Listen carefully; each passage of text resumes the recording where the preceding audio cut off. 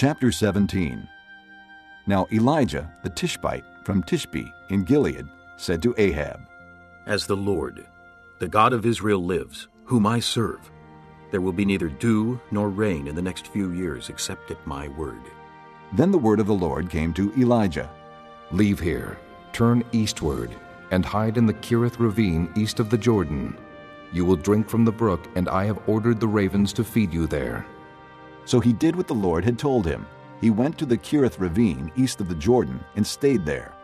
The ravens brought him bread and meat in the morning, and bread and meat in the evening, and he drank from the brook. Some time later the brook dried up, because there had been no rain in the land. Then the word of the Lord came to him. Go at once to Zarephath of Sidon, and stay there. I have commanded a widow in that place to supply you with food. So he went to Zarephath. When he came to the town gate, a widow was there gathering sticks. He called to her and asked, Would you bring me a little water in a jar so I may have a drink? As she was going to get it, he called, And bring me, please, a piece of bread.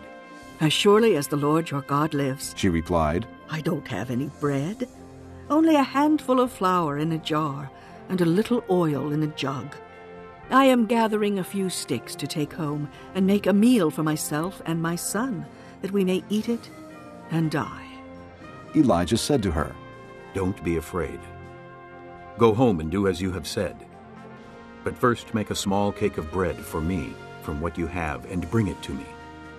And then make something for yourself and your son. For this is what the Lord, the God of Israel, says.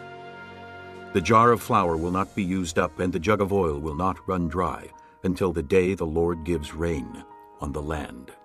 She went away and did as Elijah had told her. So there was food every day for Elijah and for the woman and her family.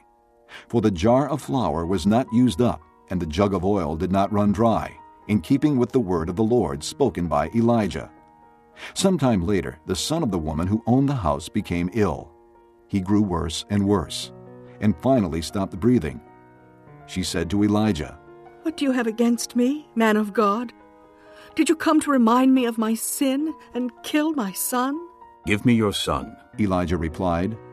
He took him from her arms, carried him to the upper room where he was staying, and laid him on his bed. Then he cried out to the Lord, O Lord my God, have you brought tragedy also upon this widow I am staying with by causing her son to die? Then he stretched himself out on the boy 3 times and cried to the Lord, O Lord my God, let this boy's life return to him. The Lord heard Elijah's cry, and the boy's life returned to him, and he lived. Elijah picked up the child and carried him down from the room into the house. He gave him to his mother and said, Look, your son is alive. Then the woman said to Elijah, Now I know that you are a man of God, and that the word of the Lord from your mouth is the truth.